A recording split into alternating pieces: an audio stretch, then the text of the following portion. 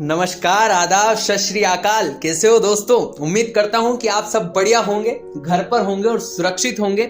आपने वैक्सीन की दोनों डोज ले ली होगी, क्योंकि एक बार फिर कोरोना के नए मामले ने सबकी चिंताएं बढ़ा दी हैं। खैर, इसके बारे में आगे बात करेंगे। इसी के साथ आज दिन है रविवार का और तारीख हो चुकी है 20 मार्च।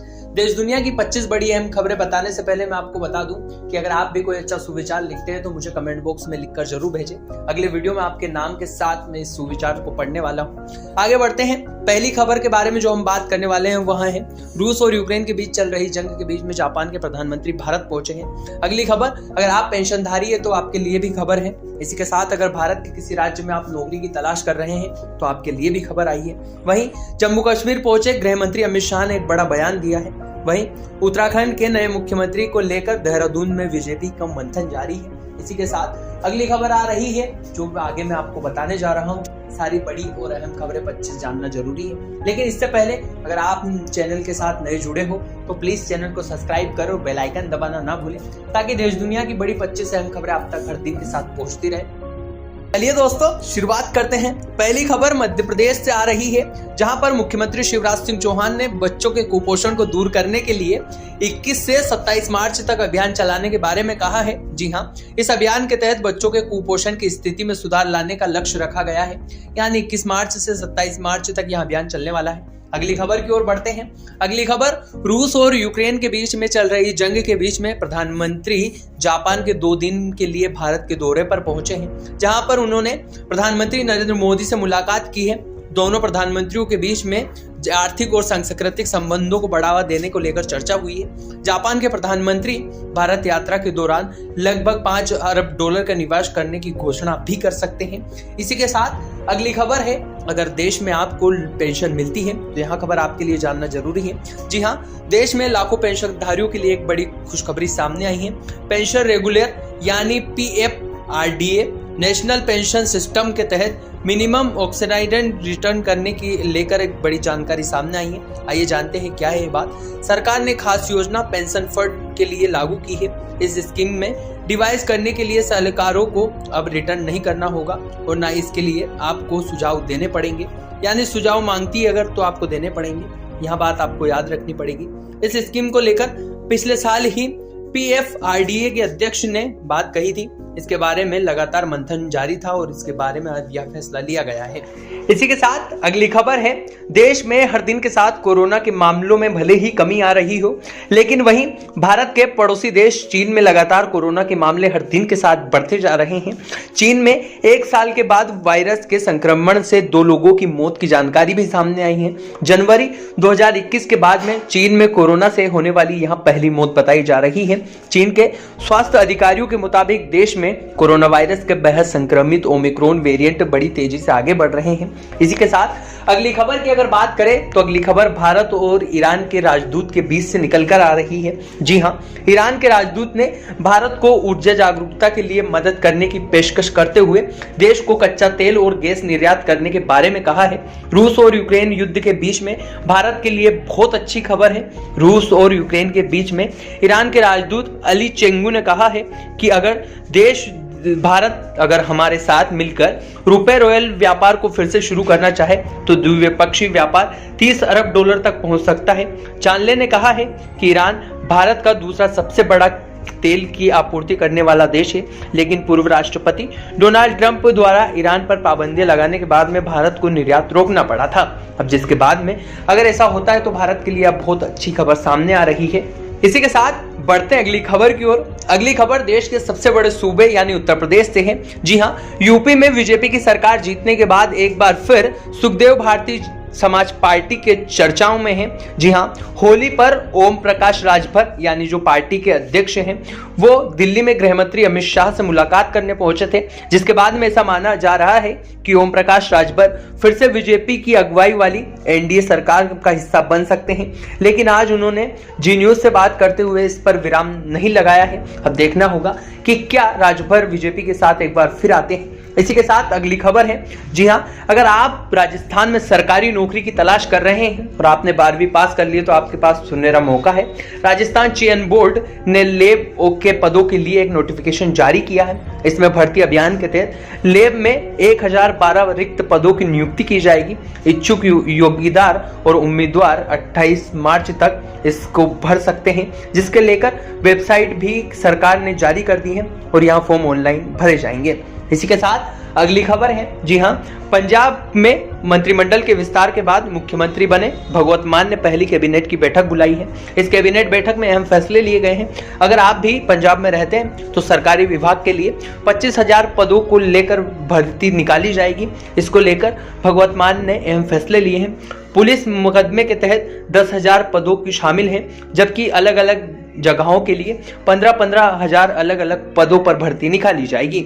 1 महीने के अंदर ही पदों की भर्ती प्रक्रिया शुरू की जाएगी, ऐसा भगवत मान का कहना है। इसी के साथ बढ़ते हैं अगली खबर की ओर। पंजाब में प्रधानमंत्री का तख्ता पलट करने की तैयारियां शुरू हो गई है। इमरान खान के करीबी भी अब उनका साथ नहीं दे रहे हैं। करीबन 14 सांसद भी विपक्ष के साथ नजर आ रहे हैं, जिसके चलते उन्होंने को पार्टी ने नोटिस भी जारी कर दिया है। इसी बीच इमरान खान के करीबियों के बगावत वाले मूड भी नजर आ रहे हैं। इमरान खान के बीच में और सेना के बीच में भी अब रिश्तों में दरार आने लगी है और 28 मार्च को इमरान खान की सरकार के खिलाफ अविश्वास प्रस्ताव का टेस्ट भी होने जा रहा है। इसी के साथ अगर दोस्तों बढ़ते अगली खबर की ओर, तो अगली खबर देश के सबसे संवेदनशील एरिया से आ रही है, जी हाँ, जहां पर केंद्रीय गृह मंत्री अमित शाह पहुंचे हैं और यह खबर है जम्मू कश्मीर से, जहां पर उन्होंने कहा है कि पाकिस्तान परियोजना आतंकवादी, नक्सलवाद और उग्रवाद के ताकतों की भूमिका को अब निभाने के लिए केंद्रीय रिजर्व बैंक यानी सीआरपी की प्रशंसा करते हुए शनिवार को अर्धसैनिक बल को भविष्य को चुनौतियों से निपटने के लिए उन्होंने एक खाका तैयार करने के बारे में कहा है। शाह ने मोलाज आजाद गार्डन में सीआरपीएफ की 83वीं जयंती पर संबोधित करते हुए कहा है कि पहली बार जब देश में सीआरपीएफ ने दिल्ली एनसीआर में स्थित मुख्यालय के बाहर परेड निकलकर आयोजित की है, जिसके बाद में शाह ने कहा है कि थोड़े दिन बाद जम्मू कश्मीर में सीआरपीएफ की जरूरत हम नहीं पड़ने देंगे, ऐसी हम कोशिश करेंगे। इसी के साथ दोस्तों बढ़ते अगली खबर की ओर। अगली खबर उत्तराखंड से है, जहां पर नए मुख्यमंत्री के चयन के लिए देहरादून में सोमवार को बीजेपी दल की एक अहम बैठक होना संभावित है। बीजेपी की उत्तराखंड के इकाई प्रस्ताव में यह जानकारी सामने आई है, जिसमें पीटीआई भाषण में कहा गया है कि उत्तराखंड के लिए पार्टी के पर्यवेक्षक राजनाथ सिंह और मीनाक्षी लेखी की बैठक में शामिल होने के लिए एक दिन के लिए वहां जा भी सकते हैं, जिसके बाद में देहरादून में यह बैठक आयोजित होनी है। उसके मुताबिक शपथ ग्रहण समारोह मंगलवार को भी हो सकता है, जिसमें प्रधानमंत्री नरेंद्र मोदी के साथ गृह मंत्री अमित शाह, बीजेपी अध्यक्ष जेपी नड्डा और बीजेपी शासित राज्यों के मुख्यमंत्री शामिल होना संभावित है। चलिए तो दोस्तों बढ़ते हैं अगली खबर की ओर। रूस और यूक्रेन के बीच चल रही जंग को रविवार को 25 दिन पूरे होने जा रहे हैं, लेकिन इस जंग में दोनों इस्लामिक देश के साथ साथ अनेक देश बारीकी से पिसते जा रहे हैं। दरअसल दुनिया भर के करीबन 20 मिलियन टन गेहूं का निर्यात दोनों देश करते हैं। इन निर्यातों में रूस और यूक्रेन की बड़ी भागीदारी है, यानी दोनों देश मिलकर 50-50 मिलियन टन भागीदारी निभाते हैं, जबकि बाकी के सभी देश 100 मिलियन टन की दुनिया से इकट्ठा करते हैं। अब लेबनान देश के गांवों में गेहूं का स्टॉक कारगरता के साथ खत्म हो रहा है, जिसके बाद लेबनान ने भारत से मदद मांगी है। इसके बाद कहा जा सकता है और यह उम्मीद जताई जा सकती है कि भारत में आने वाले दिनों में गेहूं के भाव में वृद्धि भी हो सकती है। इसी के साथ अगली खबर आपकी जेब को फिर से ढीली करने वाली आ रही है। कोरोना काल के बाद में अब भारतीय सहकारी दूध संस्था ने सांची के दामों में बढ़ोतरी की है। 1 लीटर का फुल क्रीम दूध गोल्ड में 4 रुपए की बढ़ोतरी की गई है। नई दर 21 मार्च से लागू होगी। भोपाल सहकारी दूध संघ में नई दरें भोपाल सहित 12 जिलों में लागू की जाएगी। बाकी जिलों में क्षेत्रीय दूध संस्था दामों के दाम बढ़ाने के लिए कार्य कर रही है। दरों में परिवर्तन की सूची दूध के पॉइंट पर छापी पुरानी दरों को मान्य नहीं करेगी, यानी 21 मार्च के बाद में अगर पुरानी दर से ही आप दूध ले रहे हैं तो वो मान्य नहीं की जाएगी। इसी के साथ दोस्तों आगे बढ़ते हैं। आगामी 28 और 29 मार्च को बैंक कर्मचारी यूनियन दिवस के 2 दिन की हड़ताल है। इस हड़ताल को आरबीआई बैंक की शाखाओं में कामकाज प्रभावित होने की आशंका जताई जा रही है। यह बात RBL बैंक की ओर से की गई है। शेयर बाजार को यहाँ बात कही है, यानी अगर 28 और 29 मार्च को बैंक बंद रहती है तो आपको नुकसान उठाना पड़ सकता है और आपको थोड़ी परेशानी का सामना भी करना पड़ सकता है। अगली खबर है, IT मंत्रालय के तहत भारत सरकार की एक नई जानकारी सामने आई है। IT मंत्रालय ने अगर आप गूगल क्रोम का उपयोग करते हैं तो यूजर्स को सतर्क रहने के बारे में कहा है। जी हाँ, एक वार्निंग सामने आई है जिसमें गूगल क्रोम को लेकर एक जानकारी जो सामने निकल कर आ रही है। उसमें कहा गया है कि अगर से यूजर्स 99.0.4844.74 का यूजर्स उपयोग करता है तो इसको लेकर चेतावनी जारी की गई है। क्रोम में नई खामियां, सूचना और रिमोट के साथ साथ अनेक सुरक्षा पाबंदों के बारे में बताया गया है, यानी आपका फोन सिस्टमेटिक तरीके से नहीं चलेगा और इसको लेकर नोटिफिकेशन जारी किया गया है। इसी के साथ अगली खबर दोस्तों फेसबुक से जुड़ी हुई है। अगर आप भी फेसबुक का इस्तेमाल करते हैं तो यहाँ खबर आपके लिए जानना बेहद जरूरी हो जाता है। दुनिया भर में इस्तेमाल करने वाले लोकप्रिय मैसेंजरों में से एक फेसबुक लगातार कुछ ना कुछ नए फीचर्स ऐड करता रहता है। वहीं फेसबुक ने अपने मैसेंजर ऐप में एक नया पॉइंट ऐड किया है। अगर आपने भी उस पॉइंट को एक्टिव नहीं किया है तो कर लीजिए, क्योंकि फेसबुक ने इसके साथ कहा है अगर आपने एक्टिव नहीं किया है तो आपका फेसबुक अकाउंट बंद हो सकता है या फिर उसको फेसबुक डिलीट कर देगा। चलिए दोस्तों बढ़ते हैं अगली खबर की ओर। भारतीय समाचार पत्रों के लिए एक विशाल संकट खड़ा होने की आसार नजर आ रहे हैं। पिछले 2 साल में कोविड और अब यूक्रेन रूस विवाद के बीच में भारतीय समाचार प्रिंट के विशाल संकट सामने आया है। भारतीय अखबारों के लिए रूस से करीबन 85% न्यूज प्रिंट आयात होता है। रूस और यूक्रेन के बीच में चल रही युद्ध में अंतर्राष्ट्रीय बाजार ने रूसी बंदरगाहों को बुकिंग के लिए पूरी तरह से बंद कर दिया है। अब इन बंदरगाहों पर कंटेनर की सी बाढ़ सी आ गई है, जिसके बाद में न्यूज समाचार पत्रों की भूमिका लगातार घटती जा रही है और इससे विश्व में संकट भी नजर आ रहा है। अगली खबर है दोस्तों, उपराष्ट्रपति वेंकैया नायडू ने शनिवार को देश के लोगों से कहा कि आप औपचारिक मानसिकताओं को त्याग कर अपनी पहचान पर गर्व करना सीखें। नायडू ने स्वतंत्रता दिवस के 75वें वर्ष के शिक्षा के मौके पर प्रणाली की तरह खोजते हुए आह्वान करते हुए कहा है कि इससे देश में शिक्षा के माध्यम से नई विदेशी नीतियों को भी लाया जा रहा है और ये हमारे ऊपर थोपी जा रही है। शिक्षा को आत्मसात करके हर वर्ग को साक्षरता की ओर आगे ले जाना चाहिए। नायडू ने कहा है कि देश में शासन खुद निम्न जाति रूप नहीं देखना चाहिए। हमारी संस्कृति, परंपराओं, ज्ञान की तस्करी हमें सीखनी चाहिए, यहाँ वेंकैया नायडू का कहना है।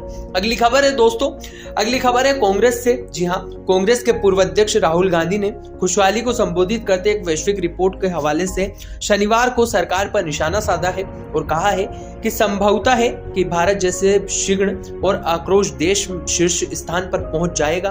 विश्व प्रशंसता रिपोर्ट के हवाले से जो जानकारी सामने आई है उसके मुताबिक भारत में 136वां स्थान खुशहाली और प्रशंसता की है, जबकि राहुल गांधी ने आगे ट्वीट में कहा कि भूख की सूची में 101वां स्थान है, स्वतंत्रता की सूची में 119वां, प्रशंसता की सूची में 137वां स्थान है, परंतु हम जल्द ही घृणा और आकर्षण के चार्ट में सबसे ऊपर आने वाले हैं। इसी के साथ अगर आप नेटफ्लिक्स का उपयोग करते हैं तो यह खबर आपके लिए जानना बेहद जरूरी है।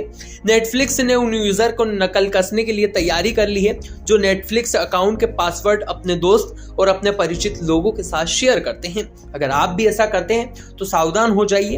अगर पासवर्ड किसी और के साथ शेयर करते हैं तो आपको ज्यादा पैसे चुकाने पड़ेंगे।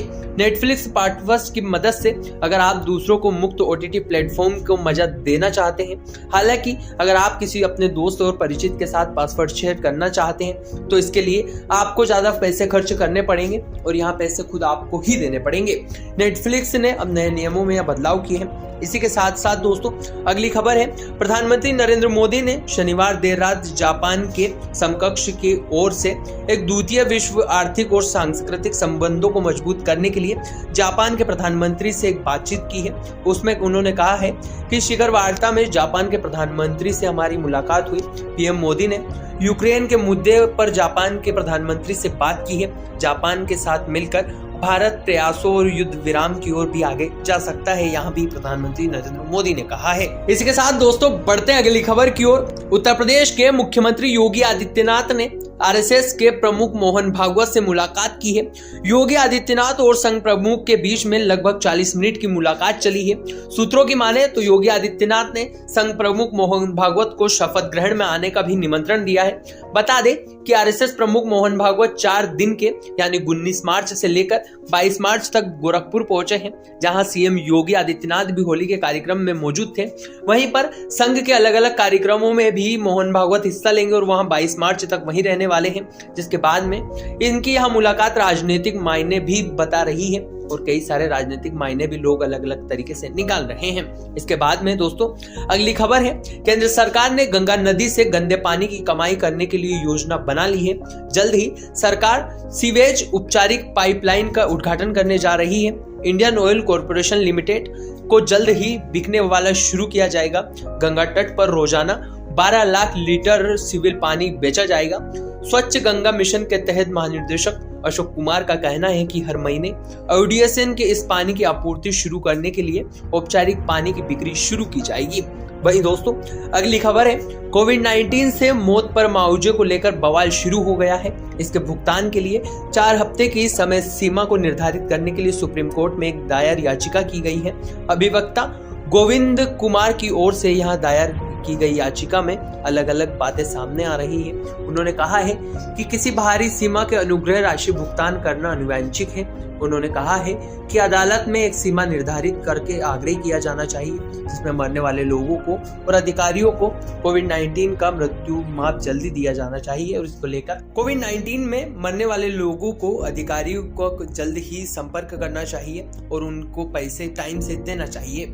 हालांकि कोविड-19 के कारण मृत्यु दर में काफी कमी आई है। अब यह निर्देशन देना ठीक है या गलत, या आप मुझे कमेंट बॉक्स में कमेंट करके जरूर बताएं। तो दोस्तों यहाँ थी देश दुनिया की तमाम 25 वो बड़ी खबरें जो आप सीधा आपसे जुड़ी हुई है और आपकी जिंदगी पर और रोजमर्रा की जिंदगी पर सीधा असर कर रही है। अगर ऐसा कोई भी नया अपडेट आता है जो आपके लिए जानना जरूरी है तो मैं आपको जरूर बताऊंगा। आप जुड़े रहिए संदीप नागर शो के साथ और चैनल को सब्सक्राइब करना ना भूले और बेल आइकन भी ऑन कर दे, ताकि देश दुनिया की तमाम बड़ी और अहम खबरें आप तक पहुंचती रहे।